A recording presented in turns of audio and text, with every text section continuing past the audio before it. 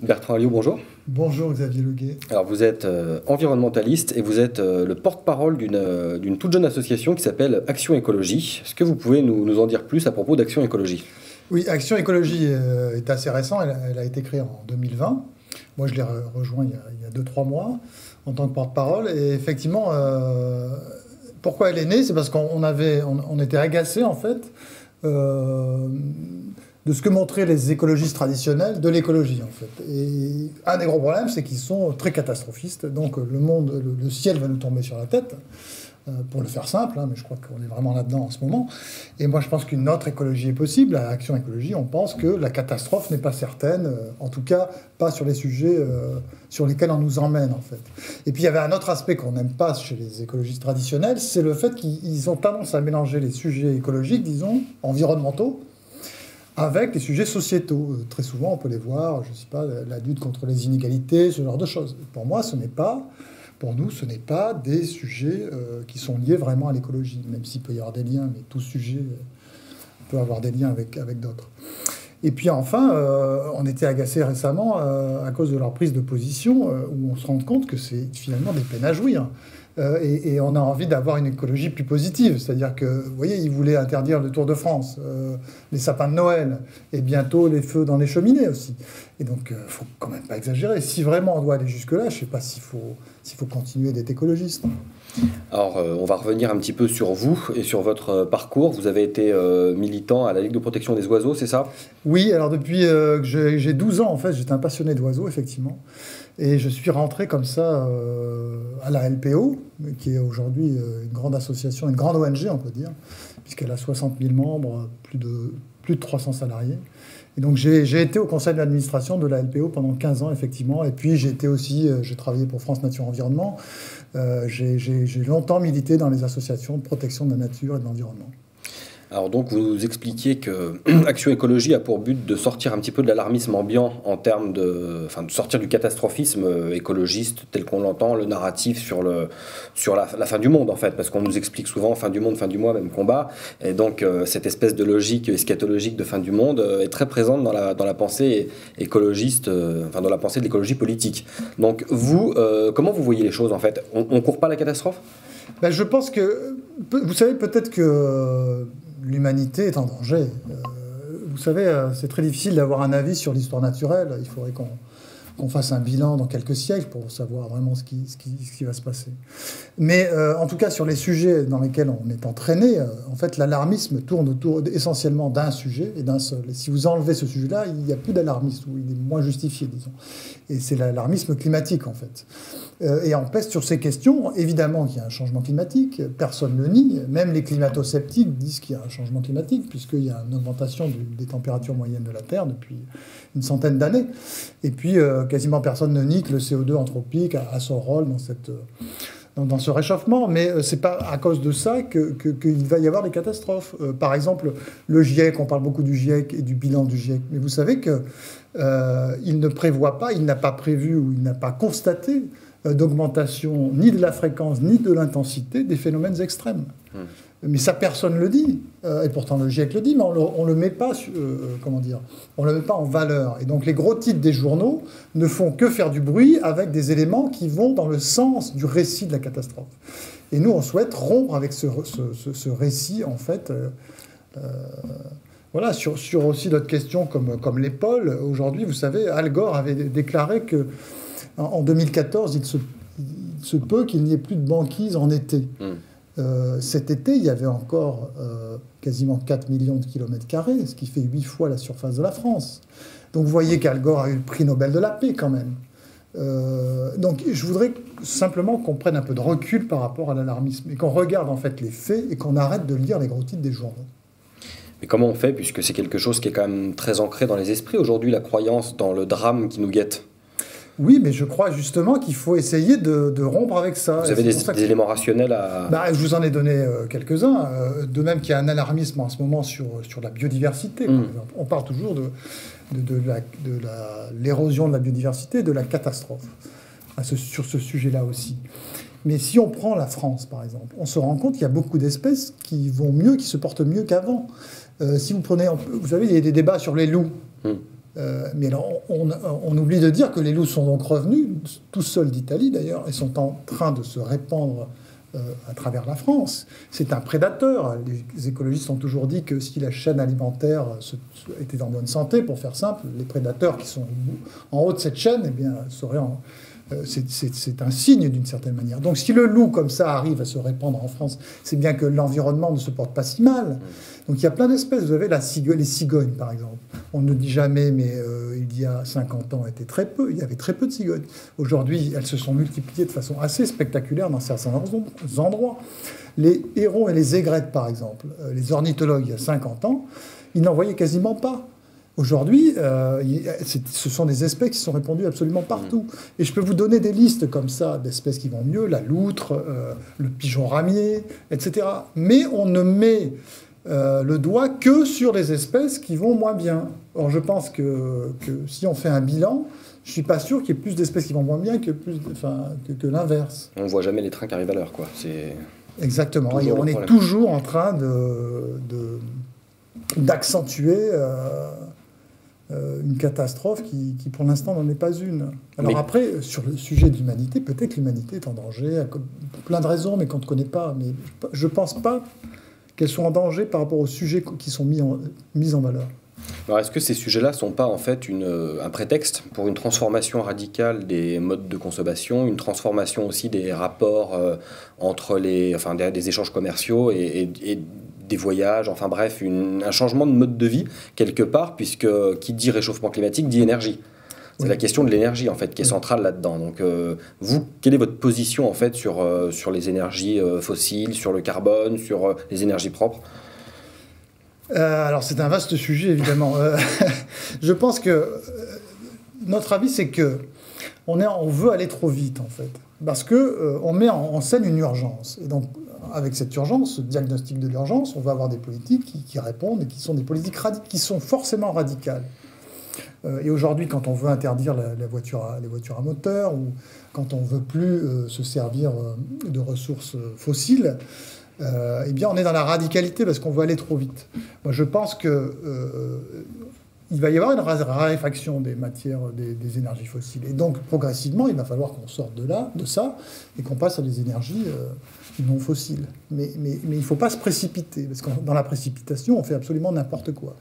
Et il se trouve qu'aujourd'hui, on a vu dans les journaux qu'il y aurait certainement de plus en plus de risques de coupure d'électricité pendant les périodes froides. Mais c'est dû à cette politique qui veut aller trop vite, en fait, qui veut être trop radicale, parce qu'elle est obsédée par une urgence, mais qui n'est pas rationnelle. Et donc les alternatives aux énergies fossiles, quelles sont-elles ? Alors pour le moment, justement, il n'y en a pas beaucoup d'alternatives. Il faut travailler sur la sobriété énergétique, mais en fait, il y a le problème de l'effet rebond, parce que quand on est sobre, on économise de l'argent et on réinvestit de l'argent pour consommer autre chose, etc. Il y a toujours ce problème-là. Mais pour le moment, c'est très difficile. Il y a l'énergie nucléaire qui est alors pour faire de l'électricité, qui est une vraie solution, en tout cas pour notre pays et pour un certain nombre d'autres pays. Mais nous, on a une force là-dessus et je crois qu'il ne faudrait pas l'abandonner, parce qu'elle répond au sujet CO2 et elle nous permet d'avoir une énergie, une électricité bon marché. Et donc, voilà, mais il n'y a pas de solution à court terme, ça c'est sûr. Les éoliennes ne sont pas des solutions miracles ? Ah non, c'est l'inverse de la solution miracle, les éoliennes. Si vous voulez, une éolienne, le problème, c'est comme pour les panneaux solaires, à un moment donné, elle s'arrête de tourner parce qu'il n'y a plus de vent. Et donc, comme vous avez besoin de l'électricité pendant qu'elle ne marche plus, il faut que vous fassiez marcher une centrale nucléaire, une centrale à charbon, ou je ne sais quoi. Donc, si vous avez un système qui est basé sur l'énergie éolienne, vous devez conserver des unités de production charbon, gaz ou nucléaire. Donc, c'est complètement idiot au niveau écologique, parce qu'une base de l'écologie, c'est c'est d'essayer de préserver la ressource. Or, vous avez besoin de matières premières pour faire des éoliennes. Et en fait, ça ne sert à rien, puisque vous avez déjà les usines qui permettent de faire de l'électricité. Vous voyez ce que je veux dire ? Donc, on utilise des matières premières, on est obligé de rallonger les réseaux. Et pire que ça, c'est que parfois les éoliennes produisent trop d'électricité. Du coup, on est obligé d'inventer un système pour récupérer ce surplus d'électricité. Donc on va essayer d'inventer des choses pour faire de l'hydrogène avec des éoliennes. Donc non seulement il faut des unités de production lorsque elles ne marchent pas, et en plus, il faut des unités pour récupérer l'énergie quand elle marche trop, disons. Donc vous voyez, au niveau des matières premières, des réseaux, etc., c'est complètement aberrant, en fait. Il y a un déséquilibre, en fait. C'est-à-dire que ça ne peut pas être présenté comme une solution efficace, puisque c'est déséquilibré dans son mode de fonctionnement, et qu'en plus, ça... Mais disons que ça pourrait répondre à un moment donné peut-être à un enjeu CO2, mais on va retirer, on va avoir besoin de multiplier, je ne sais pas moi, les zones de production de matières premières. Donc vous allez extraire de plus en plus de matières premières dans la nature, etc. Et donc on va dégrader les espaces naturels qu'on aime bien par ailleurs. Et ça, c'est d'ailleurs comme ça qu'est né le mouvement de l'écologie, par rapport à la beauté des espaces naturels. C'est les espaces naturels, les espèces qui sont au départ des moteurs du mouvement de l'écologie. Et ça, on s'en désintéresse parce qu'on est obsédé par le CO2. Il faut en fait... Nous, on est vraiment pour qu'on sorte de cette obsession du CO2, parce que ça nous fait faire absolument n'importe quoi, on devient monomaniaque. En fait. D'ailleurs, vous êtes plutôt axé sur l'environnement que sur l'écologie. Alors oui, c'est une de nos idées, c'est qu'il faut revenir à un peu de sérénité. Pour ça, c'est bien de revenir à l'environnement. En fait, qu'est-ce que c'est que l'environnement ? C'est lutter contre les pollutions, les nuisances et les risques. Mais cette pollution, nuisance et risques sont indispensables. Parce que si on n'a pas de pollution, nuisance et risques, c'est qu'on n'a pas les produits issus de ces sous-produits, justement. Vous voyez ? C'est toujours, à partir du moment où on a une société complexe, une économie, on va avoir des pollutions. Et le sujet de l'environnement, c'est comment je les réduis au maximum, sans les éliminer. Parce que si je les élimine, encore une fois, aucun développement n'est possible. Donc c'est ça, au début, l'environnement. Lutter contre la pollution, les nuisances et les risques. Mais l'écologie, si vous voulez, elle prend tous les domaines parce qu'elle considère le CO2, qui est un gaz naturel, comme une pollution, puisqu'elle estime que ce gaz est en train de changer les équilibres planétaires et va tous nous tuer. Et donc, comme tout produit du CO2, tout devient écologique. L'agriculture, c'est de l'écologie, donc faut la mettre... faut la soumettre aux besoins de l'écologie, l'économie, et donc elle veut tout diriger. C'est pour ça que le ministère de l'écologie, vous avez vu, dans le ministère de l'écologie, il y a la production d'énergie, il y a les transports, il y a le logement. On reviendrait 40 ans en arrière, on se dirait, mais pourquoi on a mis le logement dans l'écologie ? C'est parce qu'on est passé de l'environnement, la lutte contre la pollution, les nuisances et les risques, plus un peu de nature sur les espèces, les espaces protégés. Et puis, progressivement, on est allé vers le thème de l'écologie. Et d'ailleurs, ce qui est très marrant, c'est qu'on est passé... Le titre a changé. On n'entend plus aujourd'hui le mot environnement. Il a complètement disparu. Vous n'entendez plus, vous n'entendez que écologie. Ce qui signifie que, en fait, l'écologie s'occupe de tout.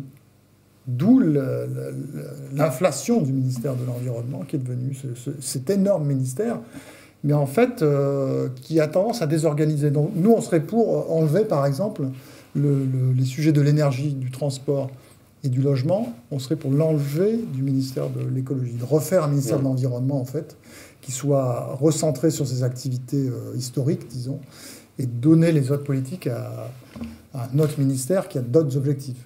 L'objectif, par exemple, prioritaire pour l'énergie, c'est d'avoir une énergie abondante et bon marché. Du logement, c'est, je sais pas moi, de loger l'ensemble des habitants de la France pour un loyer raisonnable. Je dis n'importe quoi, mais c'est ça l'idée. Mais si on veut que la politique du logement soit en fait de sauver le monde, vous voyez, on va perdre les objectifs initiaux de la politique du logement. Vous voyez ce que je veux dire ? Bien sûr. Et donc, voilà. Oui, parce qu'en fait, vous essayez de sortir de cette espèce de logique dogmatique sur l'écologie qui a vocation à régenter absolument tous les domaines de la vie et de ne plus se cantonner à son objectif d'origine qui est la préservation de l'environnement. En fait, vous, quelque part, vous voulez revenir à quelque chose de rationnel et de limité, surtout. C'est-à-dire que votre objectif, c'est ça, c'est de reparler d'environnement. Oui, c'est en fait c'est une remise en cause en fait du diagnostic. C'est ce que je dis souvent. L'écologie est cohérente parce qu'elle annonce un diagnostic terrible. Et en même temps, elle propose une politique radicale. Mais quand il y a un diagnostic terrible, c'est tout à fait normal d'avoir des politiques radicales. Seulement, tout le monde aujourd'hui s'excite en pointant du doigt les politiques radicales. Vous verrez souvent. Et personne ne remet jamais en cause le diagnostic. Le diagnostic de cette crise qui nous amène à disparaître. Je caricature encore une fois, mais... Et donc, c'est ce diagnostic qu'il faut travailler, qu'il faut discuter. Parce que si on en reste à ce diagnostic, l'écologie traditionnelle aura toujours raison. Oui, parce que ce diagnostic est aussi le prétexte à une réduction drastique de toutes les libertés, puisqu'on voit qu'aujourd'hui, c'est quelque chose que les pouvoirs publics mettent en place dans tous les sujets. Enfin, on a vu l'alarmisme avec la crise sanitaire, qui a été le prétexte à une réduction drastique des libertés fondamentales, au motif de catastrophes sanitaires, etc. L'environnement, d'ailleurs, c'est quelque chose de très amusant, puisqu'on se dit qu'après le pass sanitaire, il y aura peut-être un pass climatique ou un pass environnemental, avec une forme de droit à circuler en fonction de ses émissions de CO2. Donc on voit qu'on est dans cette espèce de logique, en fait, où tout sert de prétexte. Oui, c'est une vieille idée d'Yves Cochet, par exemple. Vous savez, quand vous aurez passé vos crédits carbone, eh bien, vous n'aurez plus voyager. Si j'ai fait un aller-retour à New York, je ne peux plus rien faire le reste de l'année. Donc c'est effectivement un peu la même idée qui revient. Et effectivement, la comparaison avec la crise, ou ce que certains appellent une crise sanitaire, est très très intéressante. Sauf que, moi, c'est ce que j'ai déjà dit, la crise sanitaire, à un moment donné, on va faire un bilan, si vous voulez. C'est qu'elle s'inscrit dans un temps relativement court. Enfin, pour nous, ça nous paraît long. Oui. Très long, même. Mais si vous regardez le récit de la catastrophe climatique, si vous voulez, s'il faut attendre, la vérification Al Gore avait dit qu'il y aurait pu, en 2014, qu'il n'y aurait plus de banquise. Bon, on a dépassé 2014, mais la plupart des catastrophes, c'est pour 2100 qu'elles sont annoncées. Oui. Donc vous voyez, ça peut durer très longtemps avec le sujet de l'écologie, tandis qu'avec le sujet sanitaire, disons, peut-être que ça sera réglé avant. Oui. Voilà. C'est parce qu'effectivement, comme vous dites, l'échelle de temps n'est pas la même si certains espèrent faire durer ça toute une décennie, on l'a entendu il n'y a pas longtemps. Oui, mais alors sur la crise sanitaire, justement, là aussi, ce qui est intéressant, c'est vraiment la similarité, c'est aussi... discutons le diagnostic, parce que ce qui est reproché par certains sur la politique sanitaire, c'est qu'on en fait trop. Parce mais là, justement, on discute du diagnostic. C'est pas si grave, etc. Et donc, après, on remet en cause les politiques issues de ce diagnostic. Donc, c'est ça, la même idée, c'est que pour l'écologie, je pense qu'il faut aussi cette même critique. Mais aujourd'hui, le problème, c'est que dans le monde de l'écologie, de façon large, personne n'est sur notre position. Donc, on est vraiment... d'ailleurs très originaux là-dessus. Vous êtes originaux aussi peut-être parce que vous n'êtes pas dans la vague progressiste. C'est-à-dire que quand on voit aujourd'hui qui sont les tenants de l'écologie officielle, c'est tous des progressistes qui sont, qui sont d'ailleurs les mêmes que ceux qui sont les tenants du narratif sur le Covid. C'est-à-dire qu'en gros, ce sont des gens qui sont prêts à détruire toutes les libertés au nom de la défense des individus contre une menace terrible. On a vu par exemple que Donald Trump n'est pas... un écologiste officiel, et qui en même temps, il a été très critiqué pour ses positions sur l'écologie comme sur la santé publique. Est-ce que, quelque part, il n'y a pas une doxa donc, de l'écologie officielle qui doit rentrer dans un cadre de progrès permanent et qui est très politisé, puisque l'écologie, c'est l'écologie politique aujourd'hui. Vous, ce qui fait votre originalité, c'est de ne peut-être pas être progressiste, mais d'être...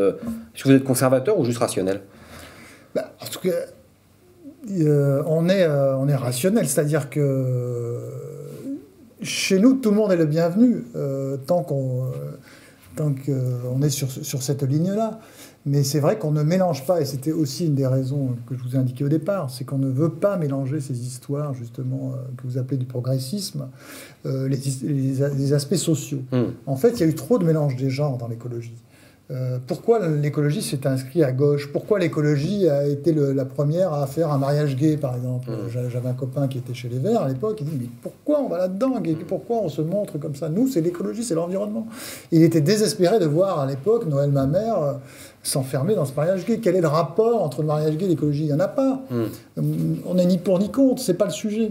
Et donc, c'est ça qui est désagréable. C'est pour ça qu'on veut aussi... Pourquoi aujourd'hui, c'est vrai que l'écologie est très marquée et l'écologie catastrophique particulièrement, dans tout le bloc de gauche. Ça, c'est vrai que tout le bloc de gauche aujourd'hui est caractérisé par le catastrophisme climatique. On l'a vu sur le débat Zemmour-Mélenchon. C'est très typique. Et ça, c'est d'ailleurs un des éléments qui fait cohérence et qui fait que peut-être, d'ailleurs, ils feront alliance à un moment donné. Ils font alliance sur le grand réchauffement, et en face, on aura le grand remplacement. Oui, c'est ça, c'est une formule oui, c'est ça. C'est qui résume bien les choses, quoi. Ceux oui, c'est ça. C'est les grandes peurs, celle du grand réchauffement ou du grand remplacement. Et voilà. Sauf qu'il y en a un qui est dans l'histoire naturelle, le grand réchauffement. Et je ne suis pas sûr qu'on puisse avoir comment dire, des prises sur des éléments sur le climat. Comment voulez-vous maîtriser le climat? Ça paraît fou quand même. Oui, quand on y pense un peu de façon... Alors le grand remplacement, on est dans l'histoire. Sauf à penser sur la maîtrise du climat que tout est de la faute de l'homme. Puisque c'est quelque part il y a une espèce de vision comme ça, quasi sacrificielle, où il faut en gros qu'on change drastiquement nos modes de vie parce que nous sommes un danger pour la planète, tout est de la faute de l'homme et on sauvera la planète je dirais pas en empêchant les hommes de vivre, mais presque. C'est une question philosophique en fait. Oui, peut-être. Oui, il y a une misanthropie dans l'écologie traditionnelle depuis le départ, ça c'est sûr. Et depuis le 19e siècle, en fait, ce que j'essaie d'expliquer, c'est que depuis le début, en fait, ce qui a changé, c'est pas l'écologie. L'écologie, depuis le 19e siècle, pense qu'à un moment donné, l'homme va plus arriver à se développer ou qu'il y aura une crise de civilisation. Quelque chose va se passer qui va empêcher l'homme de se développer correctement, de poursuivre son aventure. Depuis le 19e siècle, les pensées écologiques sont là-dedans. Et elle n'a pas changé jusqu'en 2021 aujourd'hui. Ce qui a changé, c'est l'attitude de tout ce paysage en dehors de l'écologie, qui sont les élites politiques, qui sont les élites entrepreneuriales, dans les associations, partout en fait. On a repris le diagnostic de l'écologie qui existe depuis le 19e siècle. Mais c'est ça qui a véritablement changé, je dirais, ces 20 dernières années. On peut d'ailleurs le dater assez précisément avec soit la COP21, soit au changement de nom du ministère de l'Environnement au ministère de l'Écologie. En fait. Et là, il y a eu un basculement en fait, de toutes les élites pour reprendre ce discours-là. Et d'ailleurs, il y a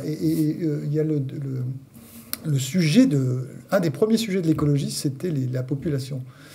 On avait peur, en fait, que la population crée un grand chambardement, et ça, c'était vraiment un sujet très, très présent. Mais petit à petit, ce sujet-là, moi j'appelle ça l'hiver démographique de l'écologie, on n'a plus entendu parler de démographie aujourd'hui. C'est un sujet qui revient d'ailleurs plus à droite qu'à gauche, c'est assez marrant, et plus que dans le monde de l'écologie, cette question démographique. Et petit à petit, ce sujet démographique, dans la mesure où il ne donnait pas de résultats, puisque vous avez vu qu'on est passé de 2 milliards à 8 milliards en à peine 100 ans, et donc rien ne s'est passé. Enfin, le niveau de vie a augmenté, l'espérance de vie, etc. Et donc l'hypothèse démographique, elle ne donne pas ses fruits, je dirais, ou pas suffisamment tôt, pour prouver qu'on est dans une crise systémique. Et donc on a basculé vers le climat. Mais le problème du climat par rapport à la démographie, encore une fois, c'est que c'est quelque chose qui est beaucoup plus difficile à appréhender. C'est plus vaporeux. Et donc on peut comme ça être... je dis souvent, c'est que les discours qui prônent l'action s'entretiennent avec ceux qui disent qu'on ne fait rien. Et donc ça sent... Mais c'est très difficile à... beaucoup plus que la démographie. La démographie, c'est des gens, c'est des millions d'habitants, c'est de la chair humaine. Le climat, c'est une espèce de gaz comme ça, on ne sait pas ce qui se passe. Et tout est fait sur des prévisions, d'ailleurs. Oui. Pour l'instant, il y a assez peu de problèmes liés au climat, en fait. Toute la peur climatique est liée à des prévisions, j'allais dire presque mathématiques. Il y a eu des prévisions mathématiques sur la crise aussi. Sur la crise sanitaire, puisqu'on a pris des mesures avec l'hypothèse de 300 ou 400 ou 500 000 morts si on ne fait rien, et on a vu que il s'était rien passé. On a eu souvent le droit au narratif. Dans 15 jours, si on ne fait rien, il y aura, et ça s'est pas non plus vérifié, mais l'avantage de la crise sanitaire, c'est que, comme vous l'avez dit, c'est un temps court, donc on peut vérifier rapidement. Mais là, des prévisions qui sont faites pour 2100, 2200, on n'arrivera pas à les vérifier, et on ne pourra pas mettre en face de leurs contradictions les gens qui ont fait ces prévisions apocalyptiques, et si elles ne se réalisent pas, on ne sera plus là pour le dire, mais on aura transformé nos modes de vie. Alors justement, en ce qui concerne les modes de vie, concrètement, chez Action Écologie par exemple, est-ce que vous êtes plutôt pour l'agriculture bio? Est-ce que vous êtes pour la permaculture, les circuits courts? Comment ça fonctionne? Vous proposez des solutions? Alors, notre priorité, c'est quand même aujourd'hui de dénoncer le catastrophisme. Donc, on est plutôt, et c'est complètement assumé. On dit, ça suffit maintenant, il faut se calmer. Après, on pourra peut-être discuter, mais tant qu'on est excisé comme ça, on peut discuter de rien, de toute façon.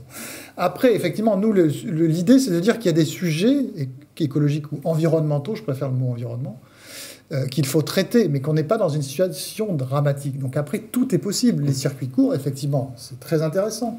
Vous avez des sujets aussi, moi que j'aime bien personnellement, c'est ce qu'on appelle la pollution nocturne, par exemple.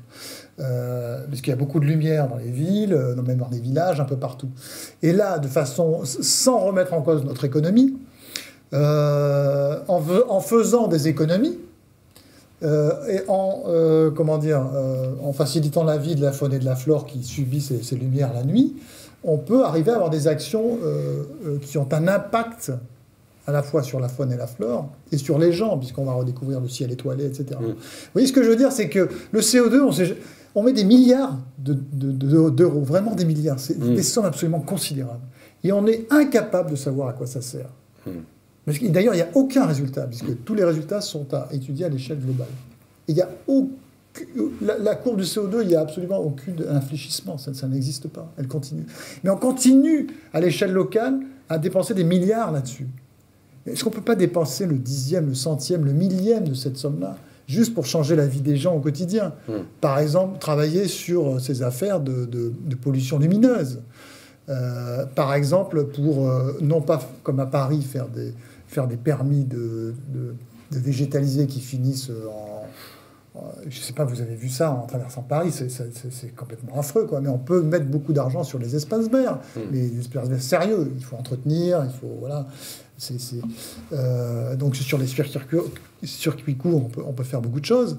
Donc voilà, il y a un ensemble de choses qu'on peut faire, mais il faut effectivement essayer de changer la vie des gens au quotidien, plutôt que vouloir agir sur quelque chose sur lequel on n'a aucun impact. Donc en fait, on aime bien à Action Écologie la notion de cadre de vie. Et d'ailleurs, un des premiers noms du ministère de l'Environnement, c'était le ministère de l'Environnement et du cadre de vie. On a oublié ce cadre de vie. Ben justement, il faudrait retravailler sur ce sujet-là. Alors ça, c'est quelque chose, par exemple, que vous allez mettre en place avec Action Écologie, sensibiliser, par exemple, les élus en place ou bien ceux qui se présentent à des élections pour qu'ils prennent en compte la notion de cadre de vie, de défense de l'environnement, pour un petit peu faire une sorte de lobbying auprès des politiques pour qu'on change d'état d'esprit général. C'est ça, c'est l'une des vocations d'Action Écologie? Oui, c'est de montrer d'abord qu'il y a plein de choses qui sont positives et qui vont bien. On va le faire sur le sujet de la biodiversité, par exemple, sur le climat aussi. Et puis, en même temps, effectivement, dire qu'on peut investir au quotidien sur des actions sur lesquelles on peut changer la vie des gens. Enfin, changer, déjà, on n'est pas là pour... Avoir un impact, en tout cas. Avoir un impact direct. Parce qu'aujourd'hui, je vous assure que les politiques CO2 menées dans les communes ne servent à rien. Alors, un autre exemple, je travaille dans une université. Je crois qu'il y a 3 personnes qui travaillent sur le sujet du CO2. Et vous ne croyez pas qu'on ferait mieux d'améliorer notre campus en plantant des fleurs, et qui a un impact direct, tandis que là, l'argent est véritablement jeté par les fenêtres. Parce qu'en fait, l'impact de ces politiques, c'est zéro. Oui, parce que c'est terrible de gaspiller autant d'argent. C'est la communication. C'est pour être aussi tendance, quelque part. Oui, mais finalement, vous vous rendez compte que si le but, c'est de changer, d'avoir un impact sur le climat, il n'y en a aucun impact. C'est pas vrai. Je suis désolé. Oui, c'est comme l'écriture inclusive n'a aucun impact sur les inégalités. C'est absurde. Oui, c'est vrai qu'on peut se poser les questions sur... On fait beaucoup de communication sur beaucoup de sujets, sans que ça ait réellement des conséquences, en fait, en termes de... sur la société, quoi, et sur les vrais problèmes concrets des gens. Oui, c'est ça. C'est-à-dire on se concentre sur des sujets. Des fois, on se demande si on n'est pas c'est un sketch, ou c'est... comment il s'appelle, celui qui faisait l'émission célèbre... où on piégeait quelqu'un en racontant une histoire incroyable. Bon, bref, des fois, vraiment, oui, on se demande... Parce que il y a une certaine tendance à l'absurdité, en fait, parfois. Oui, je suis assez d'accord.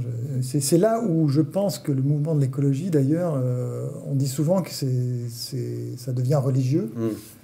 Et là, il y a un aspect tellement irrationnel, moi, que j'appelle mystique. Oui. Et quand on rentre de là-dedans, effectivement, si on prend un peu de recul, on se dit, mais qu'est-ce qu'on est en train de faire ça Oui, c'est une croyance avec son dogme, ses clercs et ses inquisiteurs. C'est pareil. Oui, je pense qu'il y a beaucoup de ça. Action Écologie, vous êtes nombreux, puisque l'association est jeune, donc comment ça fonctionne en termes concrets, organisationnels? Alors, à Action Écologie, il y a 4000 donateurs, en fait, D'accord. donc c'est quand même très important pour une association jeune comme nous. Et donc, on est totalement indépendant financièrement, donc on ne dépend pas ni d'entreprise, ni de... Voilà. Donc, on a une parole totalement libre. Pas de conflit d'intérêt. Oui, et on ne demande pas d'argent, de subventions à droite ou à gauche. On est simplement là pour apporter une nouvelle voie à l'écologie, une voie plus raisonnable. Je crois que le champ est libre devant nous. Merci Bertrand Alliot. Merci à vous.